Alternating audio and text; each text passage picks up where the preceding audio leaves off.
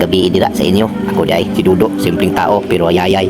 Asay man di ay tuod pagpista man sa sakol. So gabi naman ko nakatake ani kinagsundok man ko sa asawa. Pasensya sa akong mga nag-booking sa kuha. Kay priority man akong asawa tungod sa inyo ha. Sige lang makakaon na magyapon ko sa laing balay kay kibaman ko wa magkunyo tugti nyaman ako sa inyong balay kay adlok man mo kung ako makadala bahala ginagmay pero ulo sa dito man di ay. Gimangutan na sa kuha nganong ako rin sa mo adto sa okasyon nila. Nganong din ako ba nung asawa? Ito, ilang palit sa lechon akong malangkat, apil akong gusok. Kaya nganuman, halos tanan balay man ang getuan, laras man, wala may pili. Mao nang masuko akong asawa, mao nang ihatag lang sa akong amigo. Sakpalo! Na, siruhan po siya, dito siya pamistahan. Mao na lang akong ihatag, para hindi na lang masiruhan. Buot ako amigo, nalipay po kay nakabuhi na po siya yung halwa.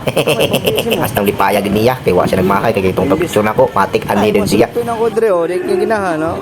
Diyan, my baby. Uy, uy, uy, uy, uy. Uy, uy, uy.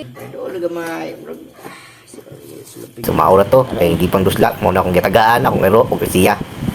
Pagdit ko nagmakay, kikidalhan din ako nga siya, kay patulog-tulog man daw. Mao nang ingon niya nila nga, asay masawa, patulog kay padili. Maguba atong plano sa atong kinabuhi. Mao nang tulog atong beach no, duwara na kabalay. Mao ra to, basta amping na kanunay no. God bless. Oh, di ko siya. Itirada